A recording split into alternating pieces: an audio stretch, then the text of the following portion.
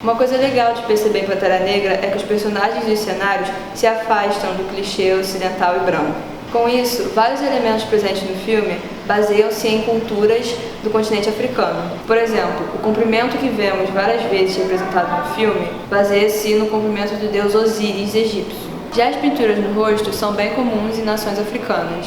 A rainha Ramonda usa toucas semelhantes aos chapéus Zulu. As marcas no corpo de Killmonger são bem semelhantes às tatuações da nação Mursi e Surma. O Killmonger usa o estilo dreadlock, um dos penteados que é presente em todo o continente africano.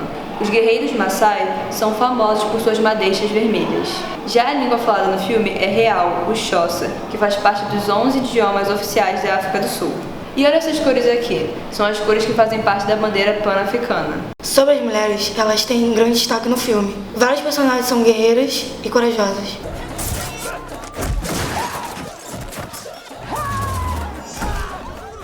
A General Okoye é líder das Floras Milás. Essas guerreiras foram inspiradas em um exército de mulheres do reino da Omé.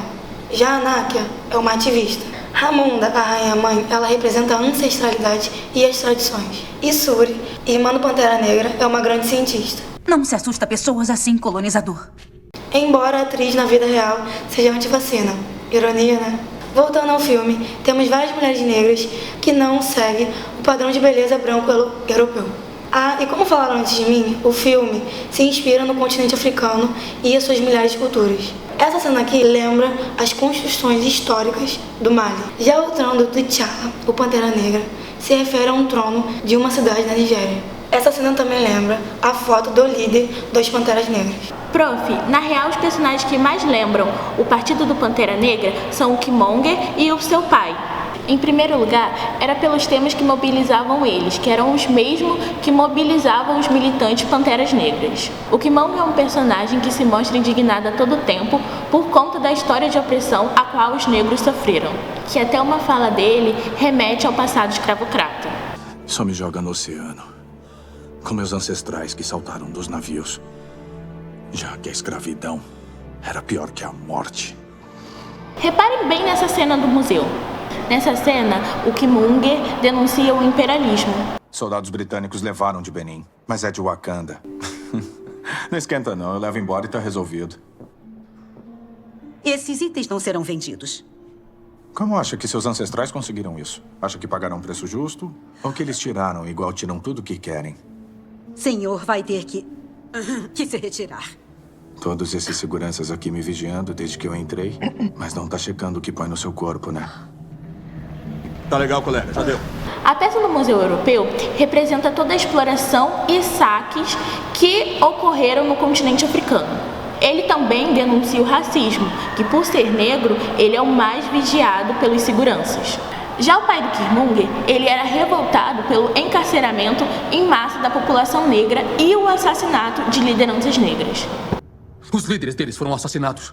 Comunidades inundadas por drogas e armas, eles são super controlados e encarcerados. Não são só os diálogos e os projetos que aproximam Killmonger e seu pai do movimento dos Panteras Negras e alguns outros movimentos negros mais radicais. A casa deles, inclusive, tem muitos exemplos de referências a esses movimentos. Primeiro, a casa deles fica em Oakland, que foi onde o Partido dos Panteras Negras foi fundado.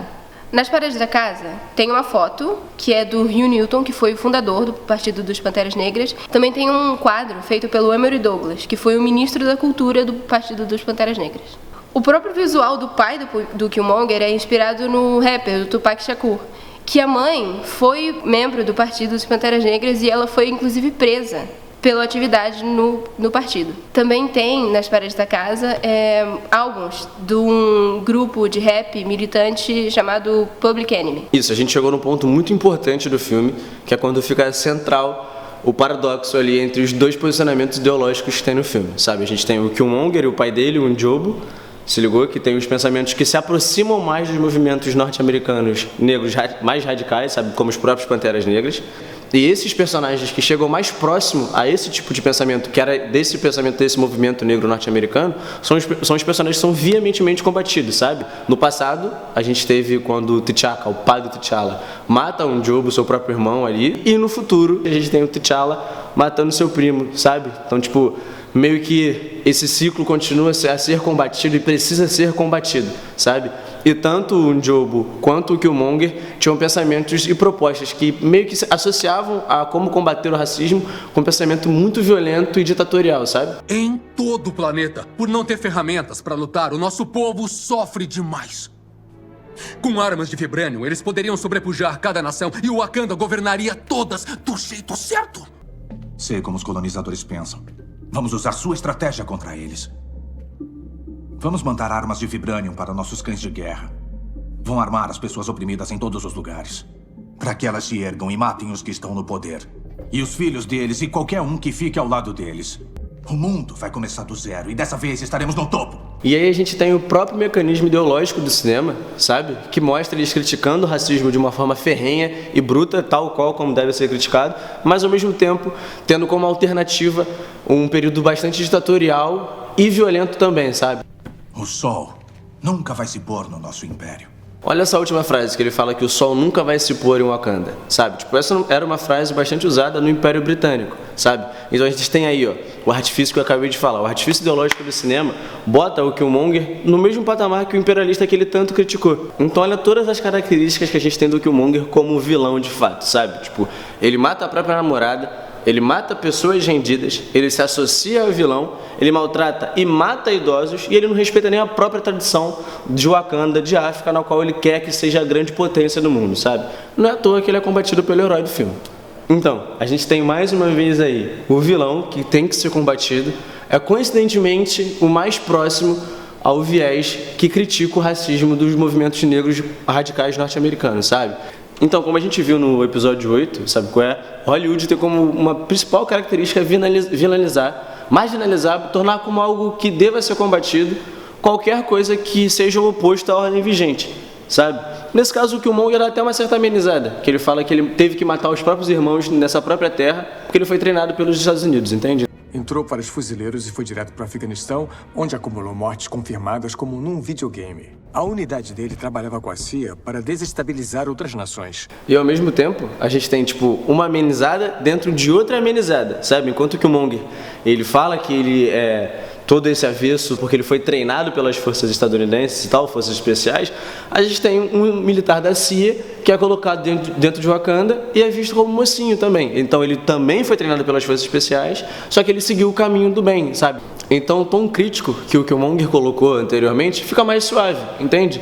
Porque ele falou que ele foi treinado por forças especiais e também um agente treinado por forças especiais é o mocinho, todo mundo gosta do maluco, saca? Professor, lembra que nos episódios passados a gente viu que os heróis são associados a Jesus Cristo e os vilões aos demônios? E a gente também viu que vários heróis também são associados aos Estados Unidos? Então, forçando a barra, olha essa máscara do vilão, com grandes chifres. Ela é semelhante ao que o imaginário cristão imagina ser o demônio, né? Já o Pantera Negra, bom, ele cai do abismo com um braço um pouco em forma de cruz. Ele meio que morre e ressuscita e depois passa a utilizar barba e roupa parecida com a de Jesus. Ah, e nessa cena aqui, a arma do Pantera é um escudo. E qual herói tem uma arma como escudo? Bom, Capitão América, né? De modo sutil, o herói africano está sendo associado aos Estados Unidos. Professor, eu posso falar um pouco sobre a série Falcão e Soldado Invernal? Beleza, a gente não costuma falar muito sério, mas pode falar. Como no filme Pantera Negra, a série também tem um personagem negro, com uma vilã bem crítica, contestadora da ordem. Um dos arcos centrais da série é a jornada de Sam, o Falcão, assumindo o lugar do Capitão América.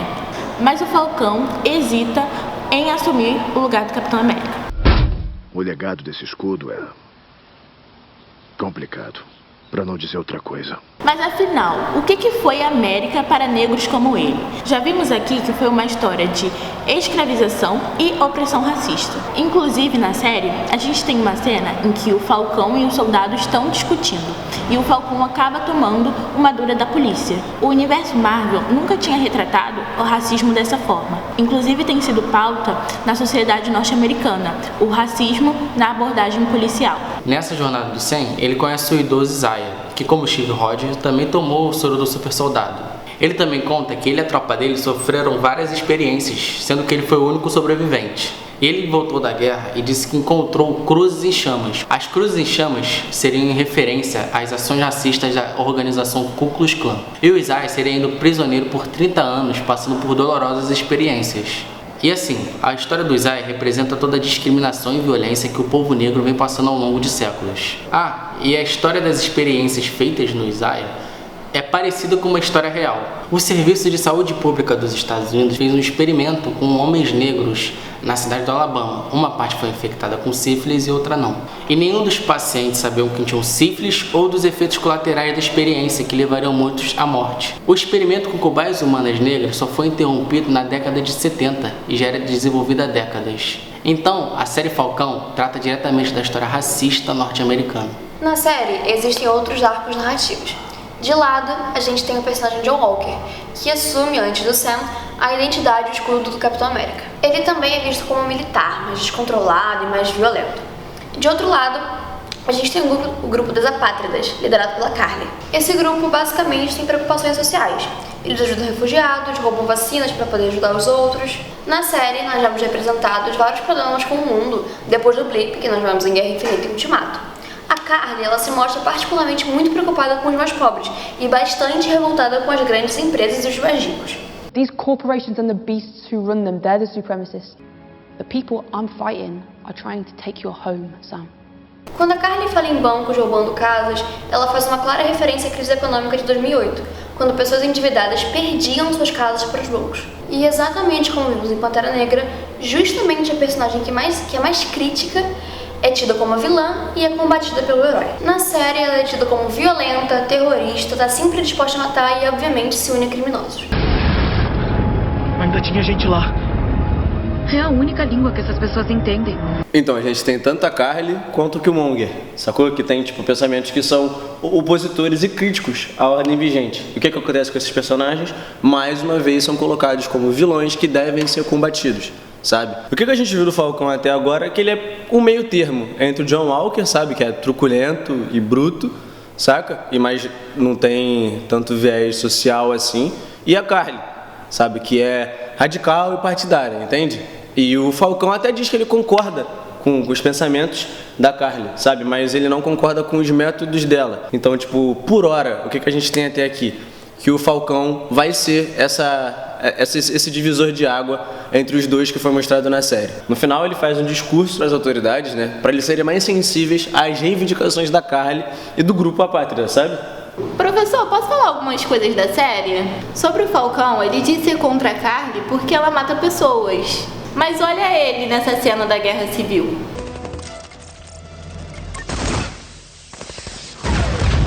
Agora olha ele em ação com os militares no início da cena. Ele também mata inúmeras pessoas. Na real, ele é contra a violência revolucionária da Carly, mas ele usa a violência para manter a ordem. Então ele é tão diferente assim do John Walker. Outra coisa interessante de comentar também é na série Falcão. Nessa série, enquanto o Isaiah Bradley ele fala sobre a trajetória dolorosa que ele teve, ele fala que tudo que ele passou vai ser esquecido. Eles me apagaram. Minha história. Mas já estão fazendo isso há 500 anos. E isso traz à tona um debate sobre a dívida histórica e a memória da população negra em relação à sociedade norte-americana. Um exemplo disso são alguns monumentos que são colocados, como por exemplo o monumento do pai da ginecologia moderna, o James Sims, que com todos os seus resultados foram encontrados a partir de experimentos cruéis com mulheres negras escravizadas. Um outro exemplo disso seria o Jefferson Davis, que é um defensor da escravidão. Esses monumentos só foram retirados de onde estavam depois de vários protestos de movimentos negros e movimentos feministas. Todo esse debate sobre memória acaba tendo um eco na série. Afinal, no último episódio, Falcão acaba providenciando uma estátua para o Isaiah, mostrando que é fundamental a preservação da memória e de todos os acontecimentos que foram feitos e passados pela população negra. Então, voltando agora para concluir de fato, vamos voltar agora um pouco para o Pantera Negra. A gente tem que discutir um pouco sobre esse final do filme. E a gente discutindo, obviamente, cada um fomenta a sua própria opinião. O final desse filme é o T'Challa indo até os Estados Unidos e abrindo o Centro de Ajuda Internacional wakandano. A gente acabou de ver que o vilão do filme, que é o cara que mais tentou combater o racismo, sabe? Ele foi morto. Enquanto isso, o herói, o bonzinho, exerce uma ação filantrópica, sabe? Uma ação social ali de ajuda. Obviamente, ninguém aqui é contra essas paradas, sabe? Tipo, a gente não é maluco, sabe? Mas só que a gente fica uma parada meio que subentendida. Que talvez a gente lutar pelo racismo, a gente não vai dar em nada, a gente vai ser morto. Então fica parecendo que, tipo, a rapaziada que é oprimida e explorada precisa ficar esperando a caridade de rico e poderoso, sabe? Ou então, como a gente viu no Falcão, a gente precisa esperar que alguém, de forma individual, faça esses apelos para as autoridades, sabe?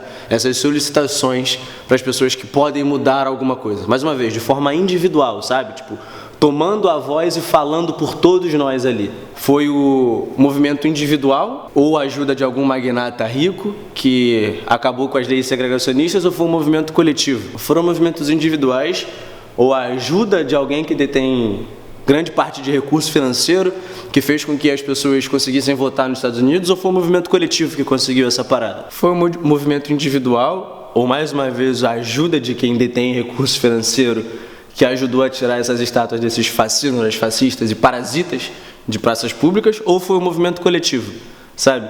Acho que vale a pena a reflexão, mas isso aí fica pra vocês e na próxima aula a gente troca uma ideia melhor sobre isso. Ô, professor, tem várias maneiras da gente associar o que a gente tá falando hoje com os X-Men. Sem contar que a Tempestade já foi casada com Pantera Negra. Em X-Men, os mutantes também sofrem muito preconceito, e isso pode ser associado com a discriminação que os negros sofrem. Não, fechou. Tem, de fato, muita coisa pra falar de X-Men. Concordo plenamente com vocês. Mas vamos deixar isso numa próxima aula que a gente pega um tempo maior para discutir sobre gênero e outras coisas que cabem dentro do X-Men, fechou?